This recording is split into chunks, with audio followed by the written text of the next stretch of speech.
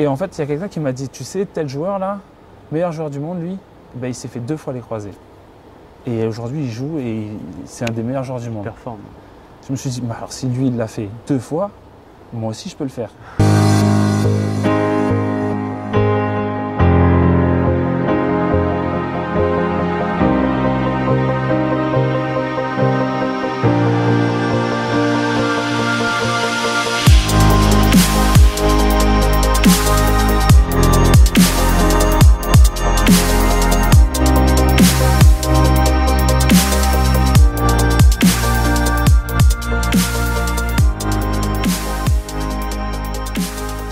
Je commence toujours par demander aux gens de se présenter, l'âge, voilà, qui tu es, ton parcours, Ok.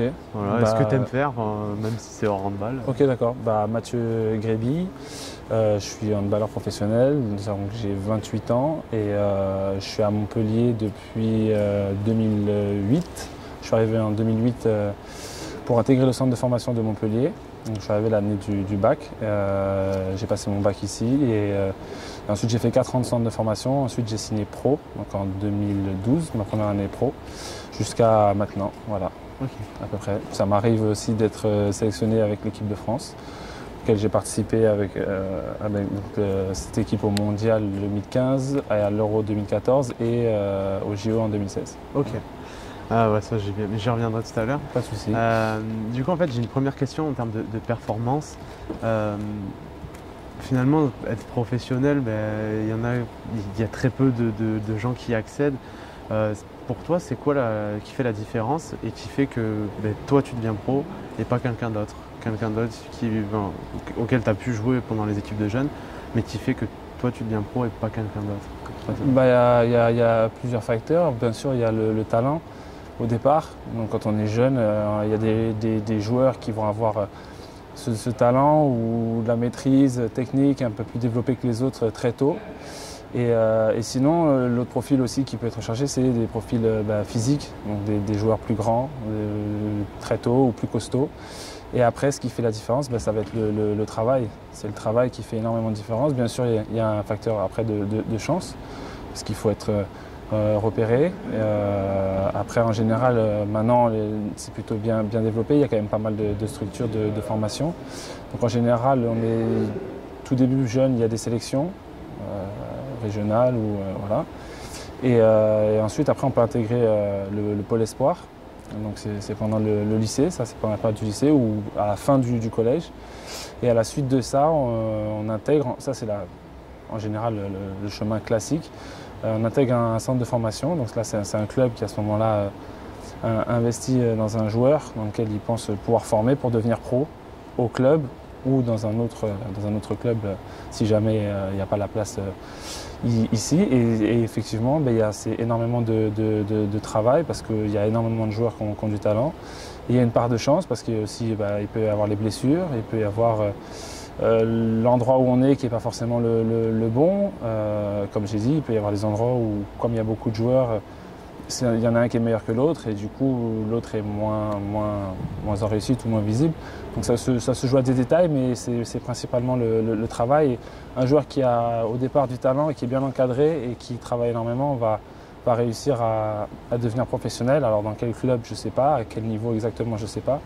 Mais c'est clair qu'au départ, ce n'est pas forcément écrit. Et j'en suis un peu l'exemple parce que je me souviens que dans mes premiers stages nationaux, il y avait des joueurs beaucoup plus forts que moi à ce moment-là et qui aujourd'hui ne jouent plus, en tout cas au haut niveau, alors que moi j'y suis encore. Il n'y a rien d'écrit, il y a une base forcément. J'ai dit, il y a des mecs qui ont du talent dès le départ et la formation et le travail qui va être mélangé à ce talent va pouvoir permettre aux joueurs de devenir professionnels.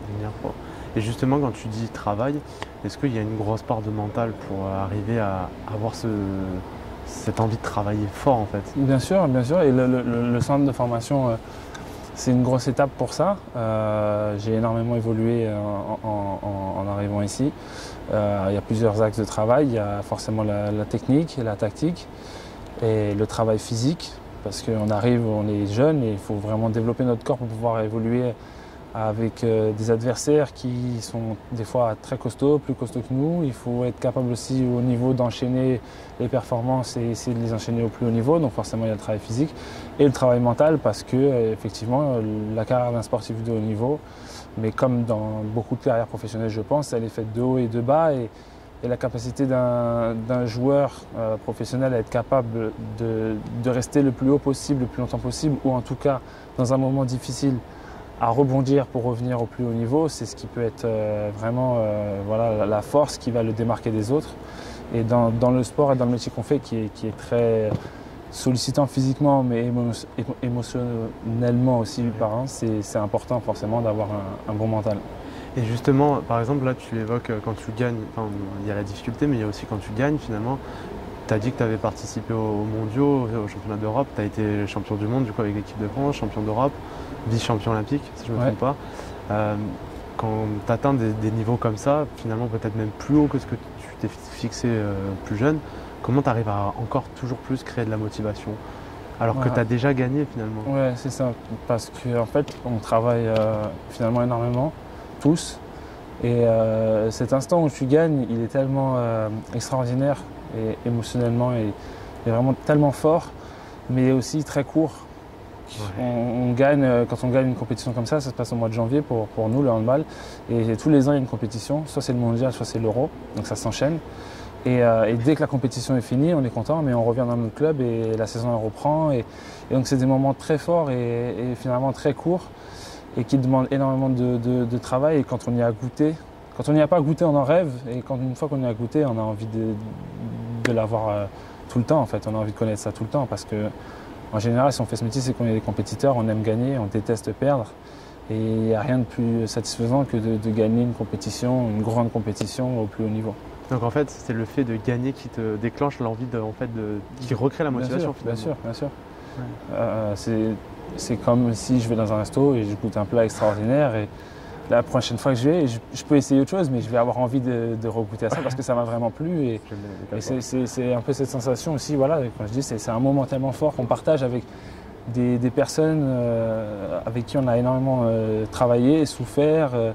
On vit des moments difficiles, des moments agréables ensemble et forcément, quand on touche du doigt voilà, le Graal, ben on a envie de connaître que ça.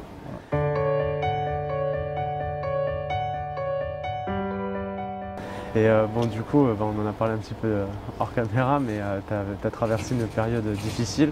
Donc à l'inverse de ces moments-là, finalement, comme tu m'as dit, tu as enchaîné les 5 opérations. Comment tu l'as vécu? Comment t'en ressors tout ça? C'est des moments forcément difficiles qu'on ne voit pas forcément au départ. Quand on dit on veut. Beaucoup de gens disent qu'on a de la chance et ils ont raison parce qu'on a énormément de chance de faire ce métier. Et quand je vois des gens ils viennent nous voir et moi je suis en train de jouer au ballon et je gagne ma vie en faisant ça alors qu'au départ c'est ma passion. Donc c'est une véritable chance. Mais pour en revenir à ce que tu me posais d'abord comme question tout à l'heure, qu'est-ce qui fait la différence? La réussite, la difficulté du sport de haut niveau, c'est que c'est très difficile d'y arriver. Quand tu es arrivé, il faut y rester. Et que même si tu restes jusqu'au bout de ta carrière, c'est ce que je dis souvent, aller maximum à 40 ans pour les plus chanceux, comme les gardiens qui peuvent durer un peu plus longtemps, c'est fini. Et la vie, elle ne s'arrête pas là et on doit recommencer. Et il y a quelque chose pour lequel on a consacré toute notre vie, toute notre jeunesse. Quand par exemple on est plus jeune, que j'avais des copains qui rentraient chez eux et qui allaient voir des séries ou des trucs et moi j'avais entraînement juste après, alors c'est ce que j'aimais, quelque part c'est ce que j'aime parce que je joue au handball et qu'après l'entraînement je devais aller faire mes devoirs, c'est du temps aussi que j'ai consacré et on consacre énormément de temps et même si on va jusqu'au bout, à 40 ans comme j'ai dit le maximum c'est fini et une nouvelle vie qui commence, donc c'est la première difficulté. Et l'autre difficulté c'est qu'effectivement même si on est bien, ça peut s'arrêter à tout instant à cause des blessures. Et les blessures, c'est des moments qu'on ne voit pas forcément parce qu'on est à l'écart du groupe. Il y a forcément des gens qui viennent nous voir, qui nous demandent comment ça va, comment ça se passe, mais ils ne voient pas forcément que pendant tout ce temps-là, où le groupe avance, bien ou mal, nous, on est tout seul. S'il y a plusieurs blessés, on est à 2, 3, mais en général, voilà, on est mis à l'écart et on voit les autres avancer. Quand ça se passe bien, on est frustré parce que nous, on aimerait y être et participer à ça. Et quand ça se passe mal, on a envie d'aider l'équipe et on ne peut rien y faire, donc on est impuissant. Et c'est des moments difficiles, mais dont moi j'ai essayé de me servir à chaque fois que ça m'est arrivé pour essayer justement de revenir plus fort, que ce soit mentalement ou physiquement. Et la première fois que j'ai été arrêté pour une blessure longue durée, je ne m'étais pas vraiment blessé, mais j'avais un os qui était en train de s'abîmer parce que j'avais trop forcé dessus et je n'avais pas les semelles adaptées.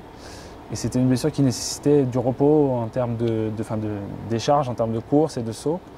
Et c'était ma dernière formation et je me suis dit, ce qui fait la grosse différence entre les jeunes et les mecs qui sont déjà là depuis un moment, c'est physiquement. J'étais quelqu'un assez mince et grand et je me suis dit, profite de cette période longue durée pour renforcer tout, que ce soit le haut, le bas. Et ça a été le cas. Chaque fois que j'ai eu une blessure, j'ai essayé de me dire qu'est-ce que je peux faire pour améliorer ce point faible que je viens d'avoir, cette blessure que je viens d'avoir, et qu'est-ce que je peux renforcer pour justement rebondir et revenir plus fort. Et c'est comme ça que j'ai essayé d'avancer et que même si j'ai eu à chaque fois beaucoup de blessures, j'ai pu revenir jusqu'à maintenant. Ouais, parce que finalement, après, il y a aussi on parle d'une blessure physique, mais il y a le mental qui vient se mettre dedans, parce qu'on l'évoquait tout à l'heure. Quand tu te blesses, il faut que ça suive aussi dans la tête, je pense, pour revenir peut-être plus fort, plus vite. Et en fait, il y a plusieurs aspects. Forcément, mentalement, ce qui est dur, c'est qu'on passe d'un état où on saute plus haut, on tire plus fort, on est plus rapide que la moyenne, certainement, et que certaines personnes du même type de travail que nous. C'est-à-dire, on évolue tous avec nos qualités et nos défauts. Et quand on se sent plus fort que les autres et que du jour au lendemain, on ne peut plus marcher sans béquille ou qu'on n'arrive pas à plier la jambe ou qu'on ne peut même pas se tenir debout, forcément, ça fout un coup au moral. C'est un ascenseur, on ne repart pas à zéro, mais même moins que zéro. Et on doit à chaque fois passer par des étapes. Et à chaque fois, moi, ce qui m'a servi, et ce qui est le plus dur, je trouve, c'est de ne pas avancer.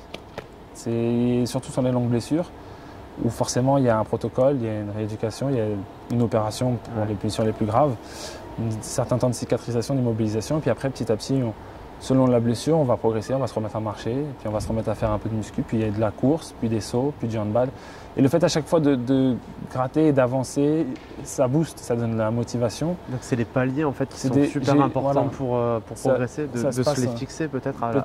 Et en général, on a la chance à Montpellier d'avoir un cadre qui à chaque fois m'a permis, que ce soit avec le préparateur physique, de travailler comme il faut pour revenir, avec les kinés, de faire les choses correctement, la chirurgie avec des chirurgiens qui font l'opération. Si l'opération n'est pas bien faite, déjà ça commence mal. Ouais. Et puis donc d'avoir l'encadrement et à disposition tout ce qu'il faut pour pouvoir revenir au plus haut niveau. Et mentalement, je pense qu'à ce moment-là, c'est vachement important de pouvoir avoir une stabilité dans sa vie perso, ou des gens, que ce soit des amis, la famille, la femme, qui soutiennent à ce moment-là, et ça peut vraiment faire la différence, parce que souvent on n'y pense pas, mais l'hygiène de vie peut vraiment influer sur ça, le fait de bien récupérer, de bien manger, dans des périodes qui sont très importantes, comme j'ai dit. Et pour revenir au mieux, il faut mettre toutes les chances de son côté. Et c'est en ça que tout cet encadrement est très important pour pouvoir revenir. Et le fait, c'est comme quand on dit on apprend à se relever qu'en tombant, le fait de connaître des moments difficiles où on est à l'écart, où on ne s'entraîne pas, et quand après on est sur le terrain, je suis fatigué, j'en ai marre de m'entraîner. Quand tu es blessé, tu as envie d'être fatigué, d'en avoir marre de t'entraîner. Et tu n'as pas envie d'être sur le côté et d'être mis à l'écart. Et ça te donne cette motivation que quand ça revient, il y a des choses que tu trouvais dures avant qui finalement te paraissent moins graves. Et tu l'apprécies en plus. Et tu l'apprécies limite plus. Et c'est souvent ce que je dis, quand on revient, certains joueurs l'ont connu aussi, c'est que par exemple on a une blessure au genou, on revient de cette blessure, on travaille énormément pour ce genou, et au moment de la reprise on a mal partout. Parce qu'en fait tout le corps s'est arrêté pendant ce temps-là, et même si on l'a travaillé, la reprise, il y a forcément un temps avant de retrouver le haut niveau, et on a mal partout, mais on est content parce qu'on a cette sensation de retrouver le terrain et d'avancer. Et c'est vachement important d'être capable de se rendre compte que finalement c'est un moment difficile, mais il faut être capable de s'en servir. Et à l'inverse, ça m'a permis aussi, d'un autre côté, ça m'a permis de voir que dans ces moments difficiles, au final, il y a des choses bien plus graves dans la vie. Et quand les gens me disent ouais, t'as pas lâché, j'ai aucune raison de lâcher. Parce qu'il y a des choses, comme j'ai dit, bien plus graves. Et que si je lâche pas et que je continue à me battre, j'ai une chance de revenir. Si j'abandonne, c'est fini. Donc à aucun moment ça m'a traversé l'esprit d'abandonner. Forcément. C'est une question que j'allais te poser en fait. Parce que justement, c'est quand même pas facile quand tu es resté plus d'1 an sans jouer. Ouais. Et justement, là, ce que tu me dis, c'est que tu arrives vraiment tu essayes de dissocier un petit peu ta vie pro, enfin du coup le handball, avec tout ce qui peut se passer autour, de manière un petit peu à être peut-être moins le ressenti émotionnel fort. C'est un équilibre. Après, là, c'est ce que je dis. Et forcément, des fois, on va dire des choses et c'est pas forcément facile à faire. Pendant la blessure, surtout une longue blessure, la dernière que j'ai eue à l'épaule, a été très longue et très, très compliquée. Et il y a forcément des moments de doute, des moments hyper durs, des moments où, comme j'ai dit, quand on n'avance pas, on a l'impression de travailler et de voir que ça avance pas. Ça met un coup au moral de se dire mais à quoi ça sert? Est-ce que je vais y arriver? Parce qu'il n'y a rien de garanti. Alors on se sert, moi souvent il y a une blessure qui est réputée et qui est redoutée, c'est les croisés. Ouais. Et parce que c'est une blessure qui en général c'est 6, 7, 8 mois d'arrêt avant de reprendre. Et c'est surtout qu'on dit avant de reprendre, mais il y a reprendre, être capable de jouer et être capable d'être performant au plus haut niveau. D'avoir la confiance aussi peut-être. De retrouver la confiance, de retrouver les repères. Et tout ça, ça demande du temps. Il y a forcément des périodes de doute. Souvent, moi, le moment le plus dur, c'est au moment où ça arrive. Surtout quand ça arrive plusieurs fois, parce que je sais ce qui m'attend. Je sais par quoi je vais passer et je sais pourquoi je repars. Et je sais que je suis revenu jusque-là et que je repars à nouveau en arrière. Quand je me suis blessé à l'épaule et qu'on m'a dit bon, bah là, il faut opérer, je sais que c'est très compliqué de se blesser à l'épaule. Et je savais encore que j'allais me faire opérer, que j'allais repasser par la rééducation, l'immobilisation. Et il y a eu des moments où effectivement j'ai été dans le dur, que ce soit mentalement. Et c'est pour ça que je dis que c'est important de pouvoir compter sur ses amis, sa famille, sa femme.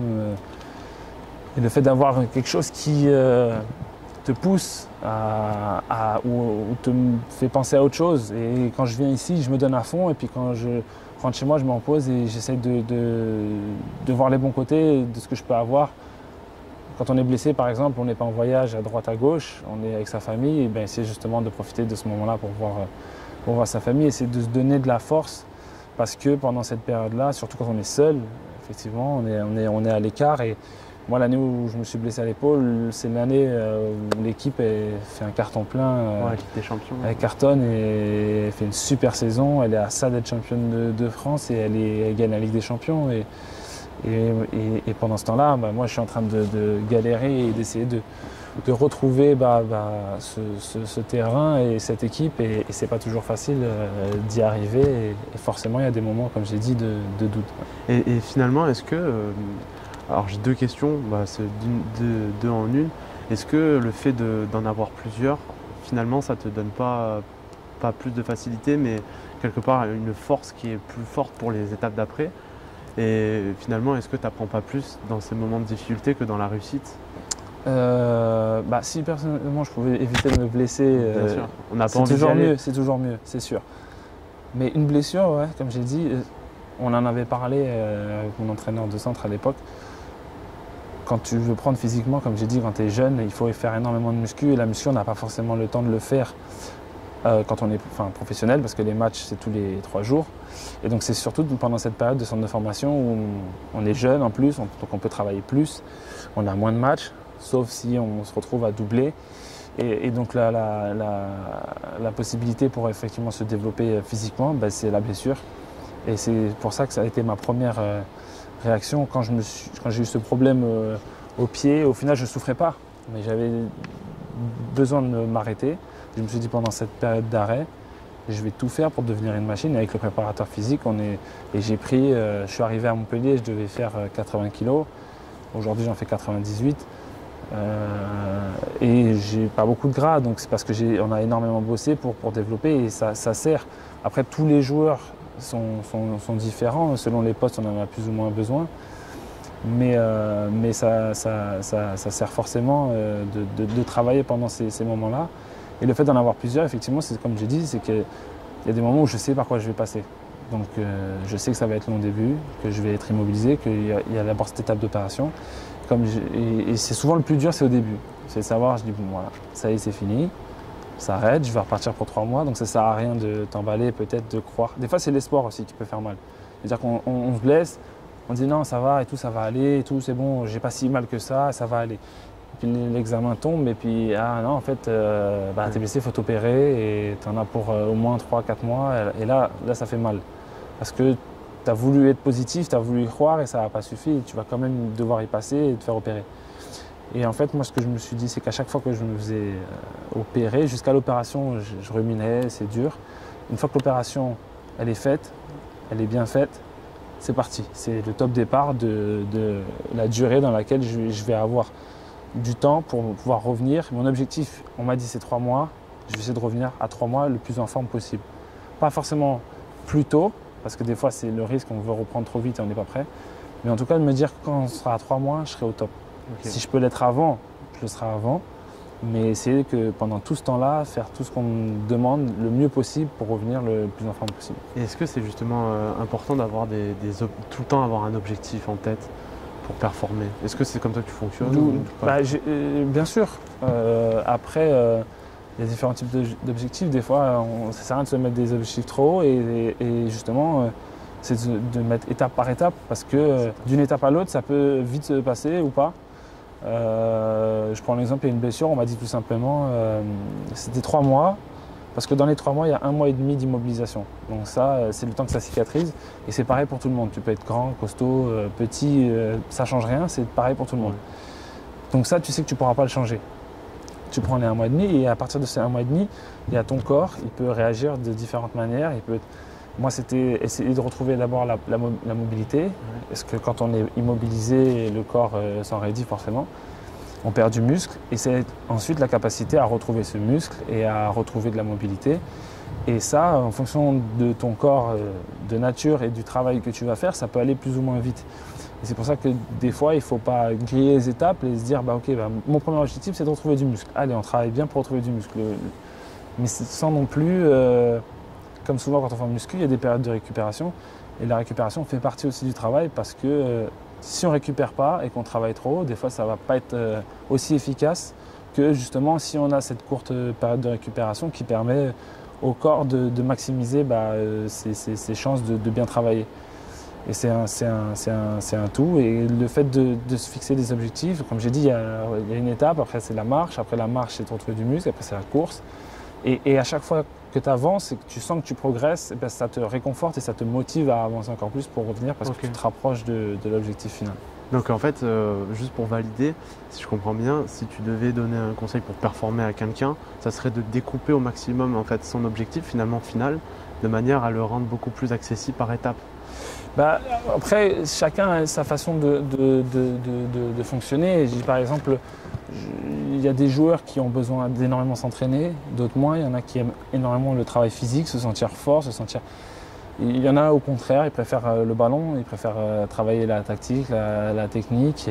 J'ai évolué avec pas mal de joueurs dans ce club. J'ai eu la chance de voir beaucoup de grands joueurs professionnels. Et il y en avait qui en muscu n'étaient pas terribles, mais sur le terrain étaient extraordinaires parce qu'ils avaient une maîtrise. Et en fait, il faut essayer moi, j'essaie de maximiser mes points forts et essayer de réduire au minimum mes points faibles. Essayer d'être le meilleur au plus d'endroits possible, d'être le plus complet possible. Mais ce n'est pas le cas de tout le monde. Il y a des joueurs, ils vont être tellement forts en attaque qu'ils privilégient l'attaque plutôt que la défense. Mais ça, c'est un choix. Et moi, c'est pas le mien, c'est pas le choix que je fais.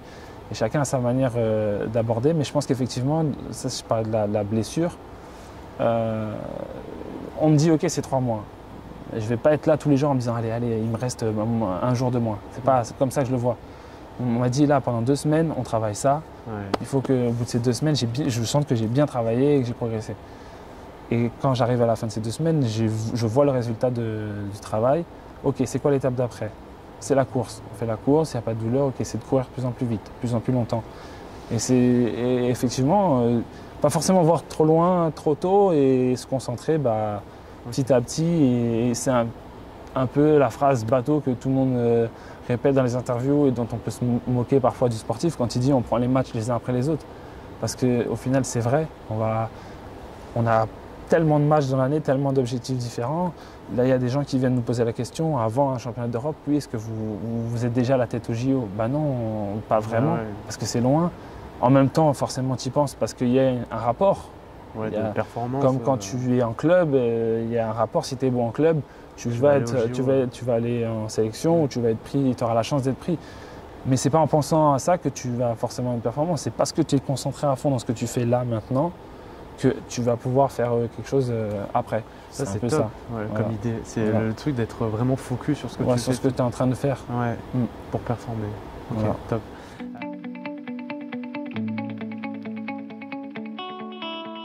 Par exemple, si tu avais un jeune ou un sportif, un entrepreneur en difficulté, là qui vit une difficulté, si tu avais une clé à lui donner, tu lui dirais quoi?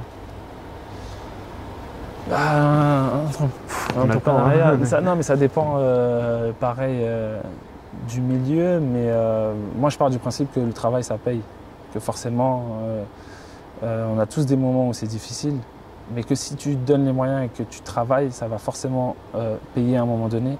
Et on a tous des moments de difficulté, de faiblesse à différents niveaux, et il faut se dire que quand on est tout en bas, on peut que monter. Et que quand on est dans un moment de difficulté, il faut essayer de serrer au maximum les dents, serrer les fesses et avancer pour continuer. Si tu fais rien, la situation ne changera pas. Si tu abandonnes, il n'y a aucune chance que ça change. On dit ceux qui ont gagné au loto, ils ont tenté leur chance. Donc si tu ne joues pas, tu ne peux pas gagner. Donc c'est un peu pareil. Si demain j'ai du mal, je vais essayer de trouver la solution. Je ne vais peut-être pas la trouver du premier coup. Je vais choisir une voie et effectivement, peut-être que ça ne va pas être la bonne. Mais il n'y a qu'en essayant qu'on y arrive. Et c'est difficile d'accepter l'échec et de passer au-delà.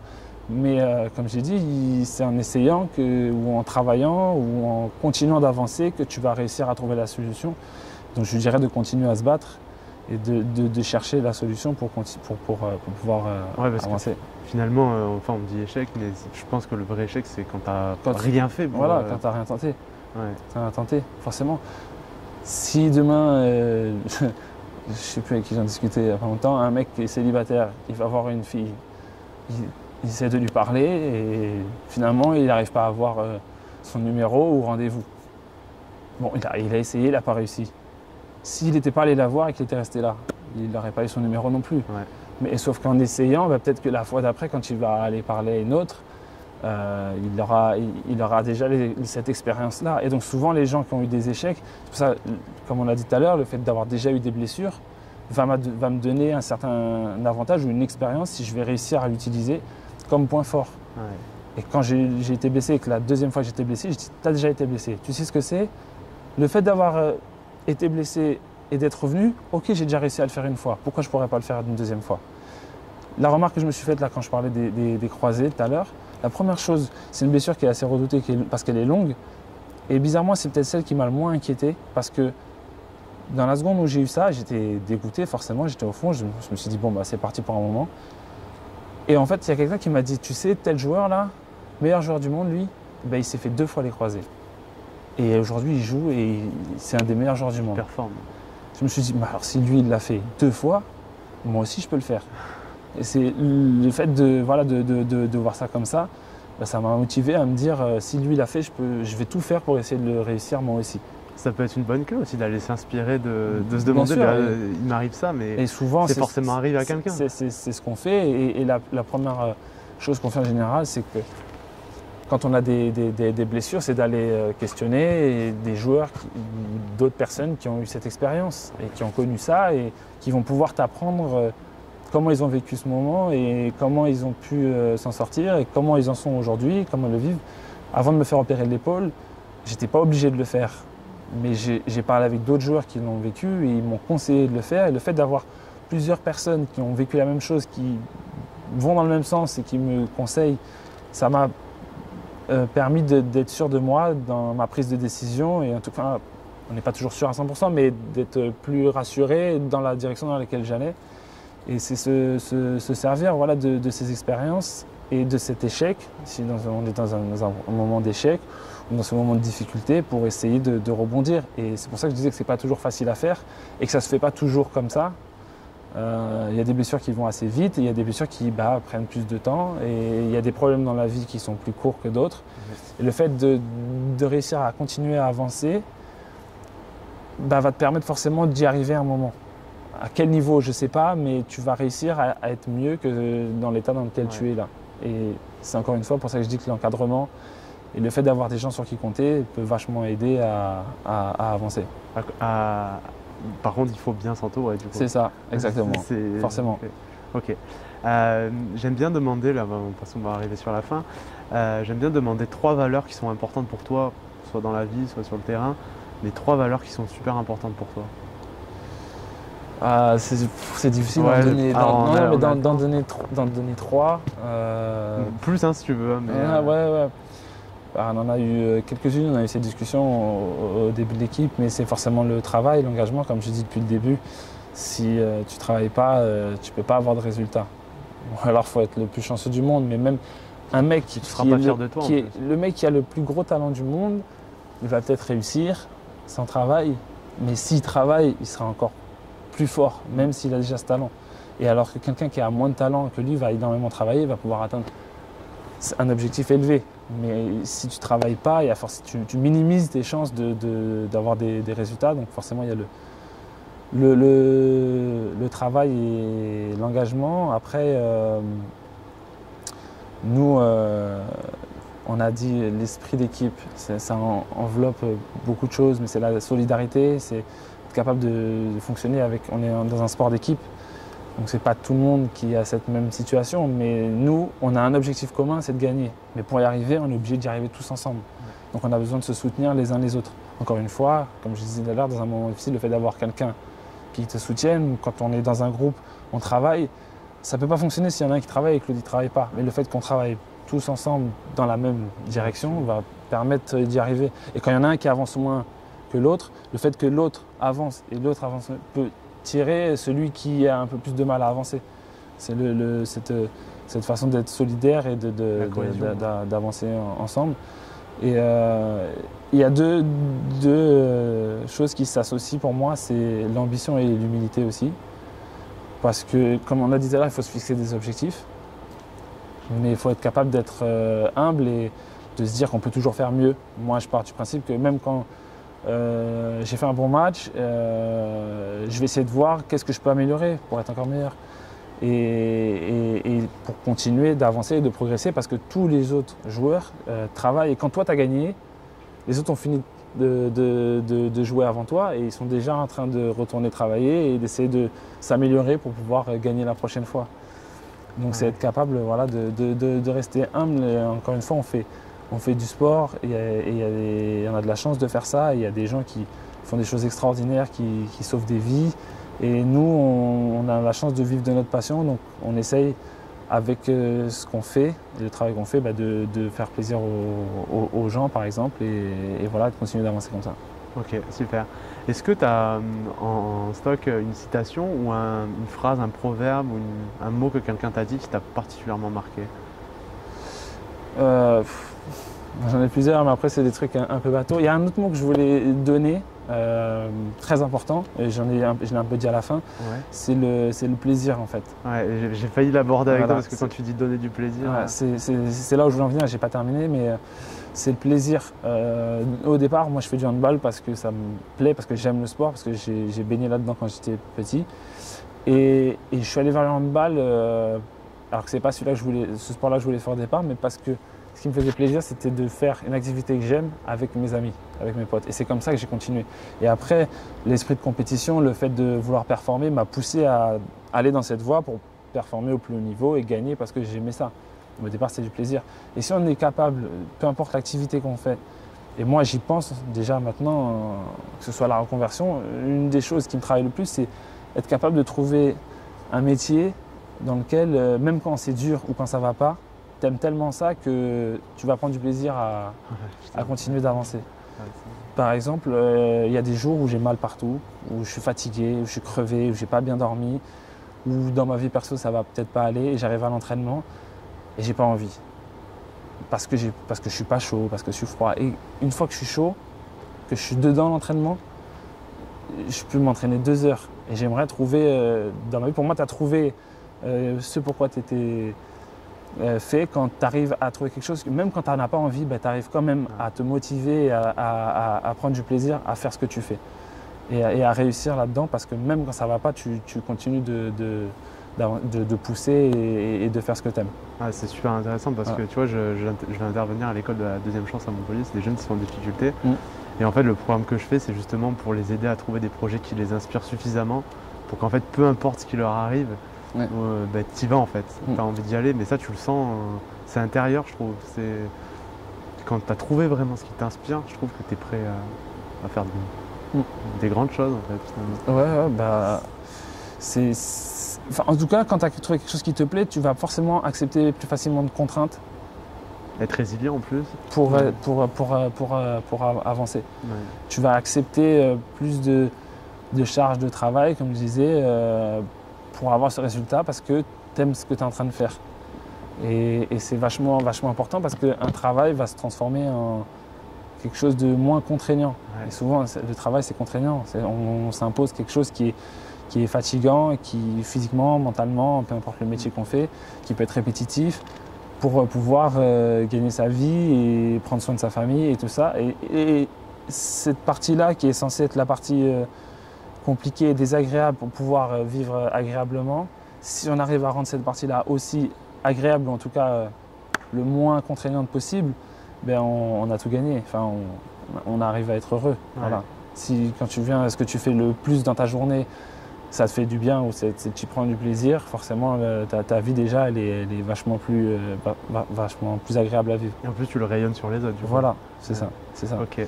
Et donc en phrase, je sais pas, j'en ai plein, j'en donne une. Quand on nous demande à chaque fois au début de l'année, on a un petit papier, on me dit Comme moi j'ai été beaucoup blessé, je sais plus dans quoi je l'ai entendu, c'était dans un film, ce qui te tue pas te rend plus fort. Ça peut pas forcément être vrai. Si on le prend physiquement, effectivement, un mec qui perd ses jambes, il est peut-être pas plus fort qu'avant, mais mentalement, il peut devenir beaucoup plus fort. Et c'est un peu ça que j'ai essayé de me dire à chaque fois que j'ai été blessé. Là, tu n'es pas plus fort, mais ce qui t'est arrivé, essaye de t'en servir pour le devenir. Ouais. En tout cas, mentalement, et que ça te serve et que tu sois plus fort. C'est encore une fois, quand quelque chose t'arrive de mal, essaye que cette chose-là t'en fasse quelque chose de positif, ou en tout cas qui te sert pour avancer. Ok, super. Ouais. Est-ce qu'on peut te retrouver quelque part, je sais pas, sur les réseaux J'ai un Instagram qui manque d'activité, c'est Matt-Gréby. Et Facebook, c'est Mathieu Gréby. Après, je ne suis pas le joueur le plus présent sur les réseaux et d'ailleurs, il faudrait que je le sois plus. Ça devrait être une résolution, mais c'est vrai que j'y suis pas assez, mais voilà. Okay. Bon, ça marche. Merci beaucoup en tout cas. De rien, plaisir. Super. Salut à toi, j'espère que cette vidéo t'aura plu. Si c'est le cas, tu peux continuer à me suivre en t'abonnant à ma chaîne YouTube et en cliquant sur le petit bouton en bas à droite de la vidéo s'abonner. Je te partagerai régulièrement du contenu de ce genre avec des interviews de sportifs de haut niveau, de gens spécialisés dans le développement personnel, mais aussi des entrepreneurs à succès. Autrement, je t'ai aussi mis dans la description de la vidéo juste en dessous 2 liens de téléchargement complètement gratuits de mes livres blancs. Le premier s'appelle les 12 choses à mettre en place pour sortir d'une difficulté et le deuxième, c'est les 15 clés à mettre en place pour atteindre n'importe quel objectif. Ces livres blancs, je les ai écrits avec mon expérience d'intervieweur, mais aussi sur mes formations métiers. J'espère que ça te plaira et j'espère te retrouver très prochainement. Bye bye!